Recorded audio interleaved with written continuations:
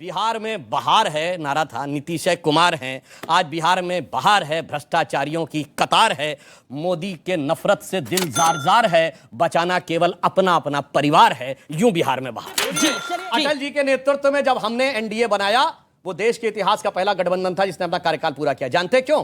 क्योंकि गठबंधन के साथ ही यह तय हुआ कि गठबंधन का नेता अब की बारी अटल बिहारी था। इनसे पूछिए गठबंधन का नेता कौन? बाएं दाएं चें पे पता नहीं क्या। मोदी वर्सेस कौन? एक सवाल का जवाब दे दीजिए मैडम कि कौन है मोदी वर्सेस कौन है? क्या मोदी वर्सेस राहुल गांधी देखेंगे हम 2024 में? ये नैरेटिव ही नहीं है, तानाशाह वर्सेस लोकतंत्र है, क्योंकि तानाशाह राहुल गांधी भी नहीं है। आप तो बोले कम से कम। अब जो चेहरे से जाहिर है छुपाएं कैसे? लेकिन तेरी मर्जी के नजर मुताबिक नजर आए कैसे? 23 तारीख को विपक्ष एक साथ बैठ तो गया, पर ये राहें इतनी आसान नहीं है। अभी विपक्ष की राहों में रोड़े बहुत हैं, जो आपस में ही एक दूसरे को काटने में लगे हैं। इसी पर सुधांशु त्रिवेदी को सुनिए। एक तरफ हैं जांचे परखे खरे, तपे तपाए आजमाए मोदी जी, दूसरी तरफ जानते कौन है? दूसरी तरफ वो भी हो सकते हैं जो चारा घोटाले वाले हैं, वो भी हो सकते हैं जो कोयला घोटाले वाले हैं, वो भी हो सकते हैं जो दारू घोटाले वाले हैं, वो भी हो सकती हैं जो भर्ती घोटाले वाले हैं, या फिर जैसे एक लाफ्टर शो में कहा जाता था ना, इधर मोदी उधर पहचान कौन, ये भी होता है। ठीक है, आप प्रधान नीति जब इस देश की बन जाएगी तो आपको प्रधानमंत्री भी पता चल जाएगा। एक से एक काबिल और कद्दावर लोग हैं वहां, तो एक मोदी जी और कोई है भी नहीं। पूरे भारतीय जनता पार्टी नेता विहीन होते जा रही है, वहां तो कोई है भी नहीं। नेतृत्व विहीन पार्टी, नीति विहीन पार्टी, उसके खिलाफ हम लोगों की प्रधान नीति मैं आपकी मजबूरी समझता हूं, मैं इस मजबूरी का फायदा नहीं उठाऊंगा आज। मैं आपकी मजबूरी समझता हूं, मैं इस मजबूरी का फायदा नहीं उठाऊंगा। लेकिन मैं मैडम आपकी बात आना चाहता हूं कि राज की बात कह दूं तो जाने महफिल में फिर क्या हो, इशारों को अगर समझो राज को राज रहने दो। ठीक है, ये भी ठीक है। एक सवाल का जवाब दे दीजिए मैडम कि कौन है मोदी वर्सेस कौन है? क्या मोदी वर्सेस राहुल गांधी देखेंगे हम 2024 में? ये नैरेटिव ही नहीं है, तानाशाह वर्सेस लोकतंत्र है, क्योंकि तानाशाह राहुल गांधी भी नहीं है। आप तो बोले कम से कम। पहले से सुनिए ना, पहले से डिसाइड होने वाला तो तानाशाह होता है। लोकतंत्र का तरीका क्या है? लोकतंत्र में कोई भी बार बार चुना नहीं जाता। लोकतंत्र में जो लोग चुने जाएंगे वो सलाह करेंगे और वही उनका निर्णय होगा, वही प्रधानमंत्री होगा। ये आप तानाशाही की बात कर रहे हैं, ये पिच नहीं चलेगी। ये पिच लोकतंत्र के हिसाब से गलत है, ये राजतंत्र की पिच है, ये अश्वमेध घोड़ा जो कहते हैं उनकी पिच है, लेकिन ये लोकतंत्र की पिच नहीं है। इसलिए पिच बदलिए।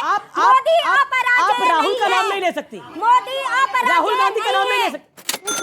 मोदी अपराजय नहीं है। नहीं, बिल्कुल कोई अपराजय नहीं है। लेकिन राहुल गांधी, क्या राहुल गांधी बनाम मोदी होगा? मैंने स्पष्ट सवाल पूछा, आपने बोला ये मामला ही नहीं है। आप तो राहुल जी का नाम लेंगे। नाम लोकतंत्र है और अच्छा, ये बात लोकतंत्र। ओके, हाँ सुनिए, इन्होंने ये कहा कि लोकतंत्र से चुना जाएगा। डॉक्टर मनमोहन सिंह लोकतंत्र से चुने गए थे, पीवी नरसिम्हा राव लोकतंत्र से चुने गए थे। 31 अक्टूबर 1984 को इंदिरा गांधी जी की दुखद हत्या के बाद स्वर्गीय राजीव गांधी लोकतांत्रिक प्रक्रिया से चुने गए थे। और इंदिरा गांधी जी इंडिकेट सिंडिकेट की लड़ाई में 1966 में गूंगी गुड़िया के रूप में लोकतंत्र से चुनी गई थी। और फरवरी 1946 में कांग्रेस कार्य समिति के प्रस्ताव में 0 वोट पाकर जवाहरलाल नेहरू लोकतंत्र से चुने गए थे। क्या लोकतंत्र है, गजब का लोकतंत्र है भाई इनकी पार्टी। एक डिफेंस डील पटना में हो रही है। वो डिफेंस डील क्या है? अपने अपने भ्रष्टाचार, अपने अपने कुनबे, अपने अपने परिवार को बचाने की डिफेंस डील, कि एक दूसरे को बचाएं।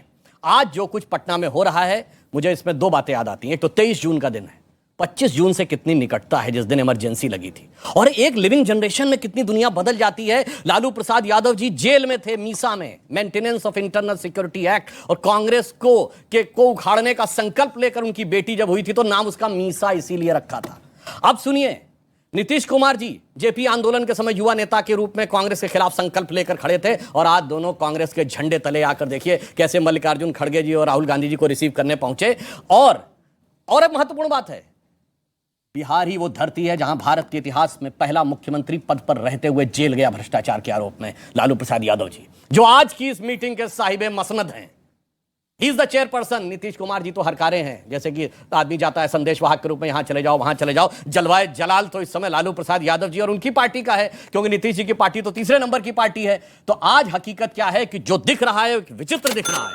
आज मैं कह सकता हूं बिहार में बहार है नारा था, नीतीश कुमार हैं। आज बिहार में बहार है, भ्रष्टाचारियों की कतार है, मोदी के नफरत से दिल जार जार है, बचाना केवल अपना अपना परिवार है, यूं बिहार में बहार। जी चलिए, मैं आता हूं, लेकिन दूल्हे की बात पे आपने क्लैरिटी नहीं दी, आप आगे दीजिएगा। अच्छा, दूल्हे की बात पे जी जी, अरे अब एक लाइन देखिए, आपने कहा यहां कोई दूल्हा बनने को तैयार नहीं है।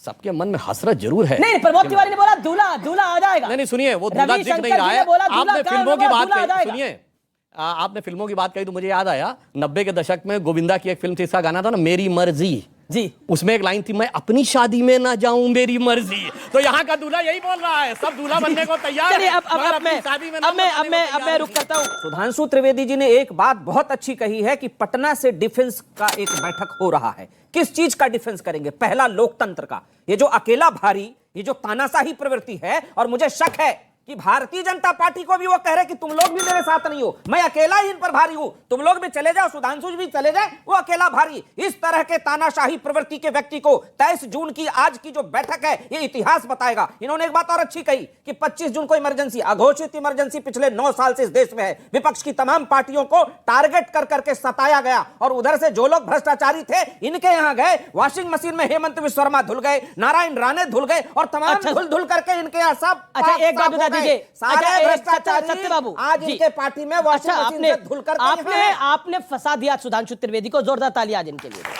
अब एक बात बताइए, आपने बोला सारे भ्रष्टाचारी वहां गए, वहां जाके धुल गए, लालू यादव जी तो वहां गए नहीं, वो भ्रष्टाचारी हैं कि नहीं हैं, कन्विक्टेड हैं कि नहीं है? लालू प्रसाद यादव जी पर इस देश के अंतिम अदालत ने कोई फैसला नहीं सुनाया। मैं कानून का छात्र रहा हूं, जब तक अंतिम अदालत कोई फैसला नहीं सुनाती कोई बात आप उन पर नहीं कर सकते। रुक जाइए, कोई फैसला नहीं सुनाया उच्चतम न्यायालय में। तो लालू जी ईमानदार है। दूसरा सुनिए, लालू जी ईमानदार है इस देश के लालू जी ईमानदार है। देश के लोकतंत्र के लिए कन्याकुमारी से लेकर कश्मीर तक की आज जो पार्टी बैठी है वो इस देश के प्रति और इसके मूल्य और संविधान के प्रति ईमानदार है। नरेंद्र मोदी वाली पार्टी नहीं है जो हिंदू मुसलमान करके लड़ाए। कभी मणिपुर जल रहा है, वहां शांत पड़े हुए मोदी जी ने आज तक मन की बात में जो करके गए अभी यहां पर मणिपुर के लोगों की चर्चा तक नहीं की। ये बेईमानी है। लालू जी ईमानदार है या नहीं है उस पर आप बड़ा है। देखिए कितनी मजेदार बात है, जिन पार्टियों में नेता कौन इसमें कोई दुविधा नहीं, निस्संदेह यही और मेरा यही इसका परिवार, वो जब आपस में मिलते हैं कहते हैं संदेह है,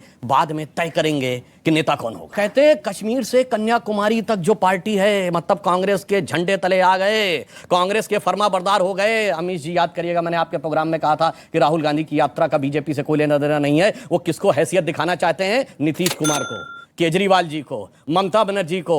वो दिखाना चाहते हैं देखो भाई उत्तर से दक्षिण तक हम हैं, बाकी कहीं और आप नहीं है साहब। तो इसलिए मैं देख रहा हूं कि आपस में सब कुछ जो था वो इनका हो गया। वैसे मैं एक और बात कहना चाहूंगा, एक फार्मूला जैसे अभी हरदीप पुरी जी बोले, तो इस देश में, दुनिया में एक देश है जानते हैं जहां 1-1 साल का प्रधानमंत्री होता है, वो स्विट्जरलैंड।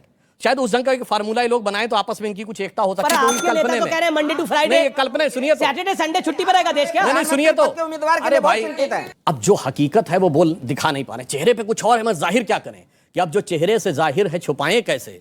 लेकिन तेरी मर्जी के नजर मुताबिक नजर आए कैसे? आ रहा हूं। आप चाह रहे हैं आपकी मर्जी के मुताबिक आए, हम प्रधानमंत्री तय करेंगे, प्रधानमंत्री तय हो जाएगा। ये कह रहे हैं आपकी मर्जी के मुताबिक नजर आए कैसे? आगे मैं बोल रहा हूं, नेता चुनने की कवायद हुई बहुत बाद की बात, पहले मुश्किल है कि अपने परिवार को बचाएं कैसे। मैं चाहती हूँ कि आपका ये जो मोदी को प्रतिष्ठित करने का जो प्रयास है उसे नहीं मैडम, मैं कौन होता हूँ जो बाइडेन प्रतिष्ठित कर रहा है? और मोदी को मैं कौन होता हूँ जो बाइडेन कर रहा है? जिल बाइडेन कर रही है, मैं प्रतिष्ठित करने वाला कौन होता हूँ? ये देश के कोटि लोग उनको 2 बार प्रधानमंत्री बना रहे हैं, मैं कैसे प्रतिष्ठित करूंगा? अगर मेरे हाथ में होता मैं तो राहुल जी को प्रतिष्ठित कर दूं। मेरे हाथ में होता तो मैं राहुल जी को प्रतिष्ठित कर दूं, लेकिन जनता जनार्दन जो चुन के भेजेगी, बात तो सीधी वो है। ने तारीफ की है। ऑस्ट्रेलिया के प्राइम मिनिस्टर ने कहा मोदी इज द बॉस।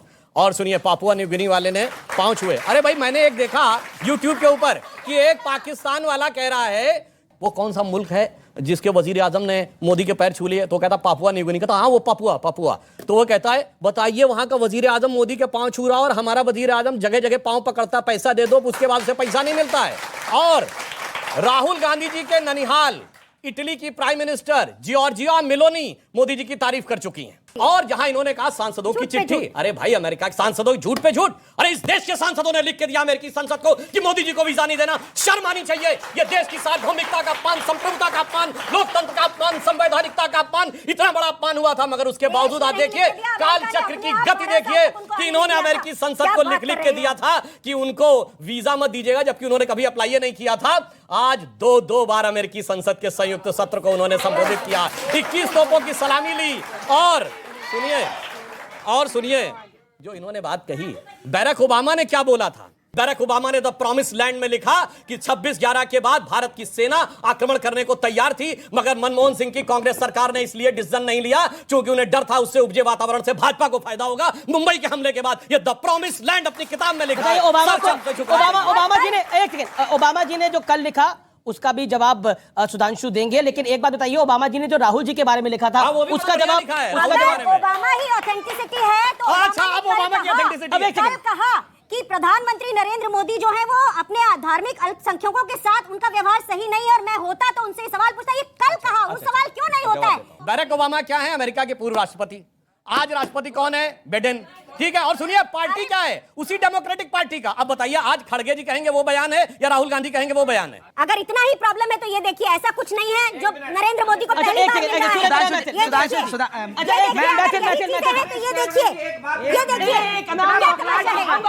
ये दोनों जवाब दे दूं? बिल्कुल बिल्कुल। मनमोहन सिंह जी को सम्मान मिलता था तो क्यों नहीं दिखाया जाता था? क्योंकि सम्मान दिखाना था नेशनल एडवाइजरी काउंसिल की चेयरमैन को। मनमोहन सिंह जी को कभी सम्मान देना ही नहीं। ये बहुत बड़ा इल्जाम है, दिखाया था आपने। ये बहुत बड़ा इल्जाम है, ये बहुत बड़ा इल्जाम लगाया आपने कांग्रेस पे। आप कह रहे हैं मनमोहन सिंह को भी ये नहीं, और क्या? ये आपने कहा मनमोहन सिंह को भी सम्मान मिलता था लेकिन दिखाया नहीं जाता था। बिल्कुल। क्यों क्यों क्यों क्यों का भी जवाब मनमोहन सिंह जी की जुबानी बोले दे रहा हूं। प्रणब मुखर्जी जी की पुस्तक विमोचन के समय सोनिया जी की उपस्थिति में मनमोहन सिंह जी ने बोला था कि जब मुझे प्रधानमंत्री बनने के लिए कहा गया तो मैं प्रणब दा के पास गया। मैंने कहा प्रणब दा, आप मुझसे अधिक योग्य हैं, आप सबसे अधिक योग्य हैं, मगर मैडम ने मुझे आदेश किया है। तो बस साफ समझ में आ जाता है कि योग्यता के आधार पर निर्णय था या मैडम का। ये मनमोहन सिंह जी की जमानी थी। अरे भाई मनमोहन सिंह जी का देखिए, अमित शाह जी ने कुछ दिन पहले 350 सीट कहा था, अभी 300 पर आए हैं, फिर 250 पे आएंगे, फिर वो 200 पे चले जाएंगे और फिर वो 150 पे चले जाएंगे। और नीतीश कुमार जी का इस पर एक बयान है कि पूरा विपक्ष यदि एक हो गया तो 100 सीट से नीचे चली जाएगी भाजपा। और सीएसडीएस का एक सर्वे है कि 1% भी वोट इधर उधर हो गया तो भाजपा की सरकार इस देश में नहीं बनेगी। हिंदी हार्टलैंड में 141 सीटों की बात है, अगर हम 50 सीट कम कर दें सिर्फ तो भाजपा की सरकार ऐसे भी नहीं बनेगी। रही बात की कन्याकुमारी से लेकर के कश्मीर तक की जो पार्टियां लोकतांत्रिक मूल्यों को बचाने के लिए एक मंच पर सभी भेदभाव को मिटा करके एक साथ आई हैं, तो ये विपक्ष इतना तो तय है कि 400 सीट पे इनको शिकस्त देने की स्थिति में पहुंच चुका है, तो 100 सीट पे आ सकती है भाजपा। तो बंगाल में कांग्रेस ममता जी के साथ समझौता करेगी, दिल्ली में कांग्रेस आम आदमी पार्टी के साथ समझौता करेगी, या फिर कांग्रेस दिल्ली को छोड़ेगी, या फिर कांग्रेस पंजाब को छोड़ेगी? यानी मुझे तो देवदास फिल्म का एक डायलॉग याद आ रहा है कि बाबूजी ने कहा तुम पारो को छोड़ दो, पारो ने कहा तुम इसको छोड़ दो। मतलब सारी कुर्बानी कांग्रेस से आप लोग मांग रहे हैं। नहीं, ये मॉडल की जो चर्चा कर रहे हैं कि कौन किसको छोड़ेगा, किसी को कोई नहीं, सीटें छोड़ने की बात एक दूसरे का हाथ पकड़ करके एक दूसरे के सीट पर मदद करके जीत दिलाएगा। इस सवाल पे आ जाते हैं। ममता जी का यूपी में कितना बड़ा वोट है? अखिलेश जी के साथ वो लड़ती हैं तो नहीं, सारी पार्टियां जो अलग अलग राज्यों में मजबूत हैं वो दूसरी पार्टियां अरविंद केजरीवाल का बिहार में कितना बड़ा वोट शेयर है? अगर अरविंद केजरीवाल बिहार में जो 6 पार्टियों का गठबंधन चल रहा है उसको सहयोग करेंगे। नीतीश कुमार ने एक काम तो कर दिया, इनको सबको एक छत के नीचे तो बिठा दिया। अब वहां जो कुछ हुआ है वो हम सबके सामने है। अरविंद केजरीवाल थोड़ा अलग थलग वहां हुए एक मुद्दे को लेकर, लेकिन एक मंच पे एक छत के नीचे तो बैठ गए। कांग्रेस और अरविंद केजरीवाल की बन नहीं रही है, इसमें कोई दो राय नहीं। पहली बार देश के इतिहास में ऐसा हुआ है, अभी तक क्षेत्रीय दल कांग्रेस का वोट लेके जाते थे, कर्नाटक में पहली बार ऐसा हुआ है जेडीएस का 5% वोट कांग्रेस ले गई है। अब ये सब खौफजदा है क्योंकि इनको लगता है कि अगर साथ में दोनों मिलके आए तो इनके झोले से वोट कांग्रेस में जा सकता है, जो कर्नाटक में दिखाई पड़ा। तो इसलिए अब सुनिए, तो बढ़िया स्ट्रैटेजी है। मैं इसी बिंदु पे आ रहा हूं। इसीलिए सब कह रहे हैं जहां जहां जो मजबूत है वहीं वो लड़े। यानी कांग्रेस की कुर्बानी, भाई कांग्रेस का 2% 4% वोट तो सब जगह है ना, तो वो तो हमको मिल जाए मगर हम नहीं देंगे। अगर पूछिए, यहां कोई पश्चिम बंगाल वाला नहीं खड़ा है, अधीर रंजन चौधरी जी तो जीते हैं, वो सीट भी देंगे कांग्रेस को। विपक्षी एकता को लेकर 23 जून को बिहार की राजधानी पटना में बड़ी बैठक हुई। इससे पहले ही साथी दलों में फूट पड़ती नजर आ रही थी। एक ओर जहां दिल्ली के मुख्यमंत्री अरविंद केजरीवाल राजस्थान में खुलकर कांग्रेस पर निशाना साधते नजर आए, वहीं पश्चिम बंगाल की सीएम ममता बनर्जी भी कांग्रेस पर निशाना साधने का कोई मौका नहीं छोड़ रही। और उधर केरल के सीपीएम नेता भी प्रदेश कांग्रेस नेतृत्व पर सवाल उठा रही हैं। हाल ही में राजस्थान पहुंचे केजरीवाल ने कांग्रेस के 50 वर्ष और भाजपा के 18 वर्ष के शासन में सिवाय भ्रष्टाचार, गरीबी, पिछड़ापन, अशिक्षा, बेरोजगारी और भूखमरी के देश को कुछ नहीं मिला। इधर कांग्रेस की सीएम ममता बनर्जी भी साफ कर चुकी हैं कि कांग्रेस उनकी धूड़ विरोधी वाम दल के साथ रहती है तो वो कांग्रेस के साथ नहीं जाएंगी। बिहार के सीएम और विपक्षी एकता के मुख्य खिलाड़ी माने जा रहे नीतीश कुमार के एक उम्मीदवार वाले फार्मूले पर विपक्ष को आपत्ति हो सकती है। पंजाब, दिल्ली, ओडिशा, मध्य प्रदेश, तेलंगाना और पश्चिम बंगाल में इस उपाय पर सहमति बनना मुश्किल हो सकता है। मोदी को टक्कर देने के लिए विपक्ष ने किसी एक चेहरे को आगे नहीं किया है। विपक्षी दलों के सामने सबसे बड़ी चुनौती सर्वमान्य उम्मीदवार ढूंढना है। कोई ऐसा व्यक्ति जो सभी दलों के साथ लेकर एकजुट विपक्ष का गठन कर सके। विपक्षी एकता इसी अहम बात पर टिकी है। इसमें खुद बिहार के मुख्यमंत्री नीतीश कुमार, पश्चिम बंगाल के मुख्यमंत्री ममता बनर्जी, दिल्ली के मुख्यमंत्री अरविंद केजरीवाल, तेलंगाना के मुख्यमंत्री चंद्रशेखर राव, राष्ट्रवादी कांग्रेस पार्टी प्रमुख शरद यादव, कांग्रेस नेता राहुल गांधी और महाराष्ट्र के पूर्व सीएम उद्धव ठाकरे शामिल है। लालू यादव ने राहुल गांधी को 2024 का भले ही दूल्हा बना दिया हो, पर इसे लेकर ज्यादातर विपक्षी दल सहमत नहीं है। इस डिबेट को लेकर आपकी क्या राय है, हमें जरूर बताएं। हमारे साथ जुड़े रहने के लिए चैनल को लाइक एंड सब्सक्राइब करना ना भूलें।